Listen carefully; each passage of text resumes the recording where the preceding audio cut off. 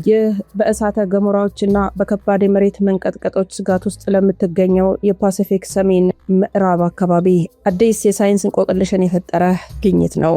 በሰው ልጅ እይታ የማይደረስበት በውቅያኖስ ጥልቀትና በምድር ንጣፍ ውስጥ ተደብቆ የቆየ አንድ አስደንጋጭ ክስተት በሳይንቲስቶች እጅ ወድቋል።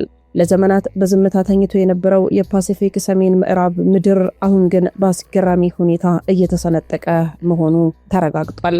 በአሜሪካና በካናዳ ድንበር ስር ካስካዲያ ተብሎ በሚጠራው ስፍራ ግዙፍ የውቅያኖስ ንጣፍ ከሰሜን አሜሪካ አህጉር ስር ለመሸጎጥ ለዘመናት ሲታገል ቆይቷል።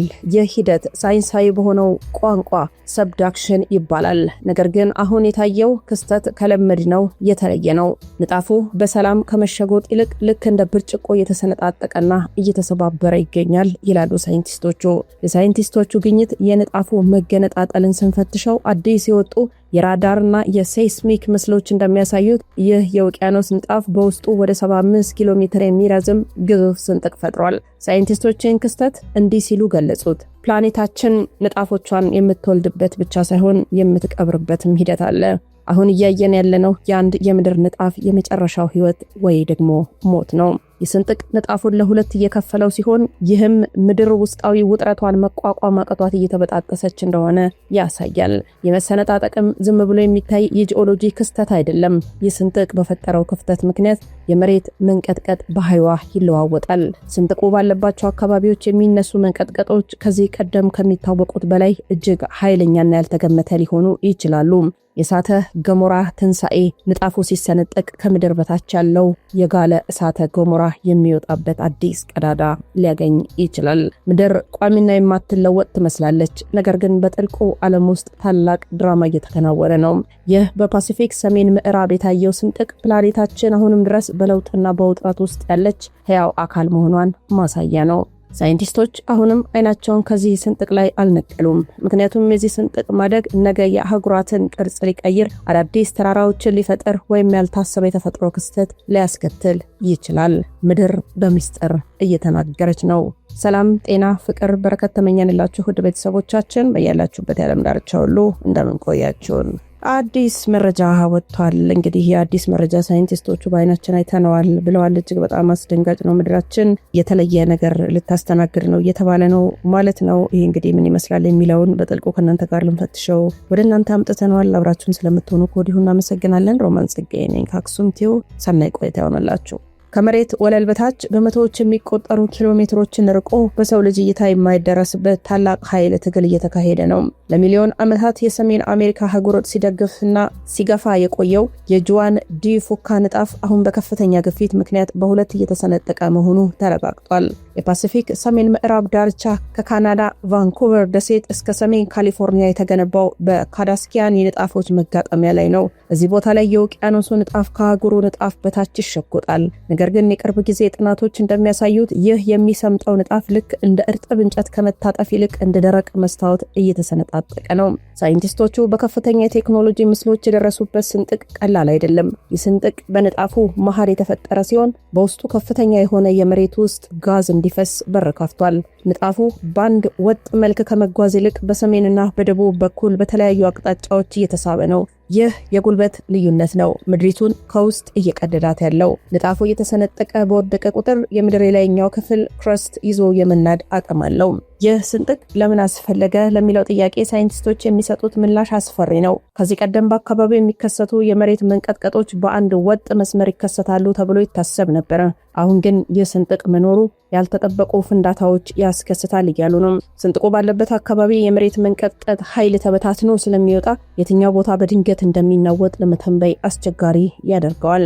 በኦሬገንና በዋሽንግተን ግዛቶች የሚገኙ ታዋቂ እሳተ ገሞራዎች እንደ ማውንት ኤስቲ ሄልስ የኃይል ምንጫቸው ከዚህ ንጣፍ የሚወጣው ሙቀት ነው። ስንጥቁ የሙቀቱን ፍሰት ስለሚቀይረው የእሳተ ገሞራዎቹ ባህሪን ሊያዛባው ይችላል። ሳይንቲስቶች ይህንን ክስተት ንጣፍ ሲሞት እጅ ከፍንጅ ተያዘ ይሉታል። የማለት ምድር አሮጌ ንጣፎቿን ሰባብራ በማስወገድ አዳዲስ ቅርጾችን የምትፈጥርበት ሂደት ነው። እኛ የምናያቸው ተራራዎች፣ ውቅያኖሶች የዚህ መሰባበርና መገንጠል ውጤቶች ናቸው። ምድር እየተሰነጠቀች ነው የሚለው ዜና ለሰው ልጅ አስደንጋጭ ቢመስልም ለፕላኔታችን ግን የቢሊየን ዓመታት ልማዷ ነው ይላሉ ሆኖ ግን በፓሲፊክ ሰሜን ምዕራብ የሚኖሩ በሚሊዮን የሚቆጠሩ ሰዎች ከእግራቸው በታች እንዲህ ያለ ግዙፍ ስንጥቅ መፈጠሩ ማወቃቸው ለወደፊት የሳይንስ ዝግጅታቸውም ትልቅ መረጃ ነው። ጥልቁ ሚስጥር ታዲያ ዛሬ በባህር ስር የሚታየው ስንጥቅ ከሺህ ዓመታት በኋላ አዲስ ደሴት ወይ ደግሞ አዲስ የባህር ወሽመጥ ሊፈጠር የሚችል የተፈጥሮ ቀዶ ጥገና ነው። በፓሲፊክ ውቅያኖስ ሰሜን ምዕራብ ከሺህ ሜትሮች የውሃ አካል በታች በ100 ኪሎ ሜትሮች ጥልቀት ባለው የምድር ክፍል ውስጥ ተፈጥሮ እጅግ አስፈሪና ድንቅ የሆነ ድራማ እያከናወነች እንደሆነ ሳይንቲስቶች እየተናገሩ ነው። ሳይንቲስቶቹ ለዓመታት ምድር ምን እየሆነች ነው ብለው ሲጠይቁ የቆዩበት እንቆቅልሽ አሁን ምላሽ አግኝቷል። ዓለማችን የምትኖረው በግዙፍ ንጣፎች ላይ ተደላድላ ነው። እነዚህ ንጣፎች እንደ ጀልባ በምድር ውስጥ ባለው የጋለ ማግማ ላይ ይንሳፈፋሉ።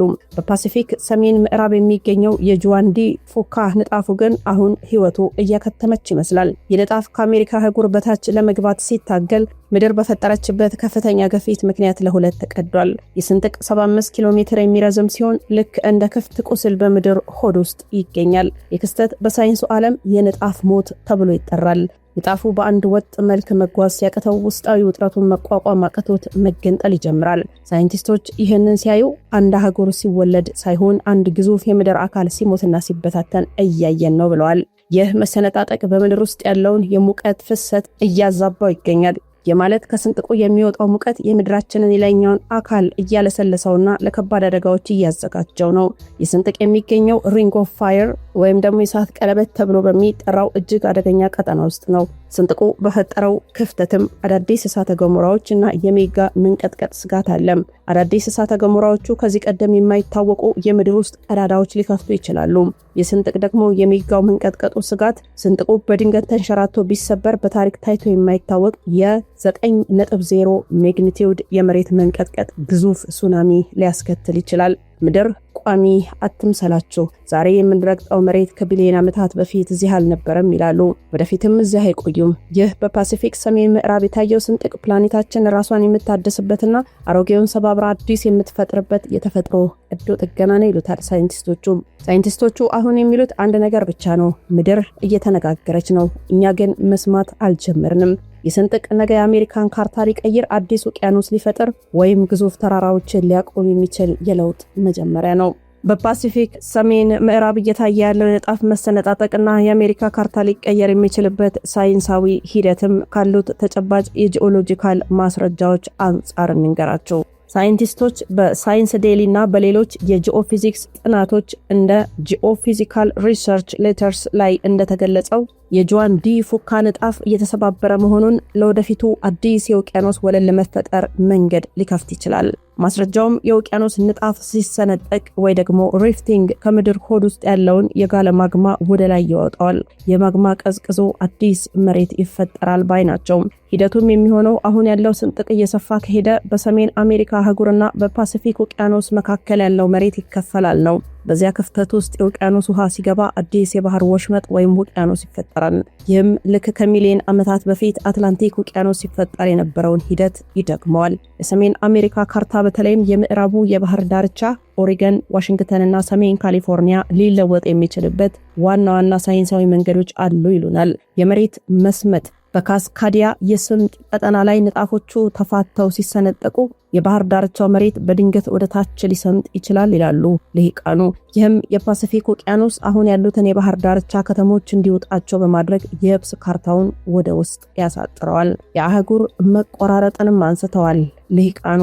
ስንጥቁ ይላሉ ወደ የብስ ዘልቆ ከገባ የተወሰነው የአሜሪካ የምዕራብ ዳርቻ ከአህጉሪቱ ተለይቶ አንድ ታላቅ ደሴት ሊንሳፈፍ ይችላል። ይህ ሂደት በካሊፎርኒያ ሳን አንድሬስ ፎልት ላይ ከሚታየው እንቅስቃሴ ጋር ተመሳሳይ ቢሆንም የካስካዲያው ስንጥቅ ግን አዲስ የውቅያኖስ ወለል የመፍጠር አቅም አለው። አዳዲስ ደሴቶችም ይፈጠራሉ ይላሉ። ከስንጥቁ የሚወጣው ማግማ በውሃ ስር ተራራዎችና ደሴቶችን በመፍጠር አዲስ መልክዓ ምድር ሊቀርጽ ይችላል። የታሪክ ማስረጃውንም ስንፈትሽ የአፋር ስምጥ ሸለቆ ምሳሌ ይሆነናል። ይህ በአሜሪካ እየታየ ያለው ክስተት በኢትዮጵያ በአፋር በረሃ ከሚታየው ሂደት ጋር ተመሳሳይ ሳይንሳዊ ባህሪ ያለው። በኢትዮጵያ አፋር አካባቢ ምድር ለሁለት እየተከፈለች አዲስ ውቅያኖስ እየተፈጠረ እንደሆነ ሁሉ በፓሲፊክ ሰሜን ምዕራብ የውቅያኖስ ንጣፍ መገንጠል ተመሳሳይ የጂኦሎጂካል ውጤት ይኖረዋል። ልዩነቱ በአሜሪካ ያለው ሂደት ከውሃ በታች መጀመሩ ነው። ሳይንሳዊው ማስረጃ ሂደቱ መጀመሩን ቢያረጋግጥም ካርታው ሙሉ በሙሉ ተቀይሮ አዲስ ውቅያኖስ ለመታየት ግን በጣም በርካታ ዓመታትን ሊፈጅ ይችላል። ሆኖም ግን ድንገተኛ ለውጥም ሊከሰት ይችላል ባይ ናቸው። በታላቅ የመሬት መንቀጥቀጥ ምክንያት በደቂቃዎች ውስጥ የባህር ዳርቻው መስመር በብዙ ሜትሮች ወደ ውስጥ ሊሸሽና የካርታ ለውጥ ሊያስከትል ይችላል። ሳይንቲስቶቹ ያገኙት 75 ኪሎ ሜትር ስንጥቅ ምድር ራሷን እንደገና እየቀረጸች መሆኑን የሚያሳይ ሕያው ማስረጃ ነው። ይህ ስንጥቅ አንድ ትልቅ አህጉራዊ ለውጥ መጀመሪያ ተደርጎ ይወሰዳል። ምድር አህጉራትን የመሰንጠቅ ውቅያኖሶችን መፍጠርና ካርታን የመለወጥ ታሪክ ለቢሊየን ዓመታት ስታደርገው የኖረችው የተለመደ ተግባሯ ነው። አሁን በአሜሪካ ፓሲፊክ ሰሜን ምዕራብ እየታየ ያለው ክስተት ቀደም ሲል በታላላቅ አህጉራት ላይ ተከስቷል። በታሪክ ውስጥ የታወቁ ዋና ዋና ክስተቶችም አሉ። አንደኛው የታላቋ ፓንጂያ መበታተን ነው። መቼ? እንግዲህ ሳይንቲስቶቹ እንደሚሉት ከ200 ሚሊዮን ዓመታት በፊት ነው ይላሉ። የት የሚለው ደግሞ በወቅቱ ዓለማችን ላይ የነበረው አንድ ግዙፍ አህጉር ላይ ነው። አሁን በአሜሪካ እንደሚታየው አይነት የምድር ንጣፎች መገንጠል ተከስቶ ነበረም። በወቅቱ አፍሪካ፣ አሜሪካና አውሮፓ አንድ ላይ ነበሩ ባይናቸው ልሂቃኑ። ምድር ከውስጥ ስትሰነጣጠቅ እነዚህ አህጉራት ተለያዩ። ውጤቱ ደግሞ በዚህ ስንጥቅ ውስጥ ውሃ በመግባቱ አትላንቲክ ውቅያኖስ ተፈጠረም። ዛሬ የምናያቸው 5ቱ አህጉራት የተፈጠሩትም በዚህ መሰነጣጠቅ ነው ይላሉ። መቼ ከተባለ እንደነሱ አባባል ከ20 እስከ 30 ሚሊዮን ዓመታት በፊት ጀምሮ አሁንም እየቀጠለ ያለ ነው ይላሉ። ምናልባትም ሚሊዮን ዓመታት የሚለው ለኛ ላይ ይዋጥልን ይችላል። በአፍሪካና በአረቢያ ንጣፎች መካከል የአረቢያ ንጣፍ ከአፍሪካ ንጣፍ ተነጥሎ ወደ ሰሜን ምስራቅ መጓዝ ጀመረም። መሬቱ ሲከፈት የህንድ ውቅያኖስ ውሃ ክፍተቱን ሞላው። ቀይ ባህር ተፈጠረ። ሳይንቲስቶቹም እንደሚሉት ከሆነ ቀይ ባህር ወደፊት እያደገ ሄዶ እንደ አትላንቲክ ውቅያኖስ ግዙፍ ውቅያኖስ ይሆናል ነው። በአሁኑ ሰዓት በየቀኑ እየተከሰተ ነው ይላሉ። የአይስላንድ ስንጥቀን ሲናገሩ አይስላንድ ደሴት መሃል ላይ እንዴት አይስላንድ በሁለት ግዙፍ ንጣፎች የሰሜን አሜሪካና የዩራሺያ ንጣፎች ላይ ትገኛለች? እነዚህ ንጣፎች በየዓመቱ በ2 ሴንቲሜትር ልዩነት ይራራቃሉ። በደሴቲቱ ላይ ግዙፍ ስንጥቆችና እሳተ ገሞራዎች ይፈጠራሉ። አይስላንድ ለሁለት እየተከፈለች ያለች አገር ናት። 25 ሚሊዮን ዓመታት በፊት ይላሉ ሳይንቲስቶቹ ሳይቤሪያ እና ሩሲያን ያነሳሉ። ምድር ለሁለት ለመከፈል በምታደርገው ጥረት የተፈጠረ ጥልቅ ስንጥቅ አለ። በዓለም ላይ ጥልቁና ጥንታዊው ሐይቅ ፈጥሯል። ይህ ሐይቅ የማይሳካለት ውቅያኖስ ይባላል፣ ፊልድ ኦሽን። ምክንያቱም መሬቱ ተከፍቶ ውቅያኖስ ለመሆን ቢሞክርም ሳይሳካ ቀርቶ በሐይቅነት ቀርቷል ብለው እንደ ምሳሌ ያነሳሉ። በ2005 ደግሞ እንደ አውሮፓውያን የዘመን ቀመር አፋር ኢትዮጵያን ያነሳሉ። በጥቂት ቀናት ውስጥ 60 ኪሎ ሜትር የሚረዝምና 8 ሜትር የሚሰፋ ግዙፍ ስንጥቅ መሬት ላይ ተከሰተም። ይህ ክስተት በሳይንሱ ዓለም ትልቅ መነጋገሪያ ነበረ። ምክንያቱም አዲስ ውቅያኖስ ሲወለድ በሰው ልጅ ታሪክ ለመጀመሪያ ጊዜ በግልጽነት የታየበት አጋጣሚ ነው። አሁን በፓሲፊክ ሰሜን ምዕራብ ወይ ደግሞ አሜሪካ የታየው የንጣፍ መሰነጣጠቅ ከሚሊዮን ዓመታት በፊት አትላንቲክ ውቅያኖስ የፈጠረው ሂደት ድግግሞሽ ነው።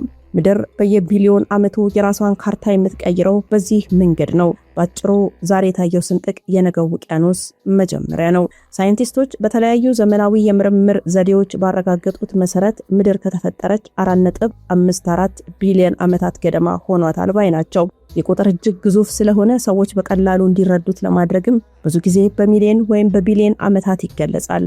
ልዩነቱንም እንዲህ ማየት ይቻላል። ምክንያቱም ይሄ የቢሊዮን ዓመት ታሪክ ብዙዎቻችንን ያከራክራልና ነው። 1 ቢሊዮን ማለት 100 ሚሊዮን ማለት ነው። ስለዚህ ምድር 4.540 ሚሊዮን ዓመታት ዕድሜ ያላት ይላሉ ሳይንቲስቶቹ። ይህንን ዕድሜ እንዴት አወቁ የሚለው ጥያቄ ወደ አእምሯችን ሊመጣ ተገቢ ነው።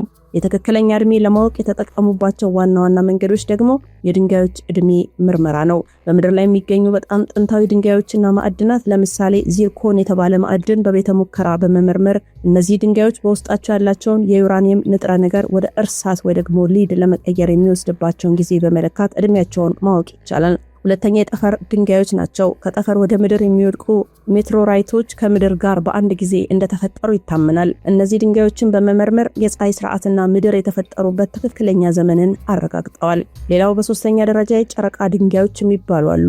የአፖሎ ጠፈርተኞች ከጨረቃ ይዘዋቸው የመጡ ድንጋዮች ተመርምረው ከምድር ዕድሜ ጋር ተቀራራቢ ሆኖ ተገኝቷል። የምድር 4.5 ቢሊዮን ዓመታት ታሪክ በ24 ሰዓት ውስጥ ብናጠቃልለው ምድር የተፈጠረችው ከሌሊቱ 12 ሰዓት ላይ ነው ይላሉ ሳይንቲስቶቹ። የመጀመሪያዎቹ ህይወት ያላቸው ነገሮች የታዩት ከጠዋቱ 4 ሰዓት አካባቢ ነው ይላሉ። ዳይኖሰሮች የታዩት ከሌሊቱ 4:45 ወይ ደግሞ 22:45 ላይ ነው። የሰው ልጅ የታየው ግን ቀኑ ሊያልቅ ጥቂት ሰከንዶች ሲቀሩት ነው።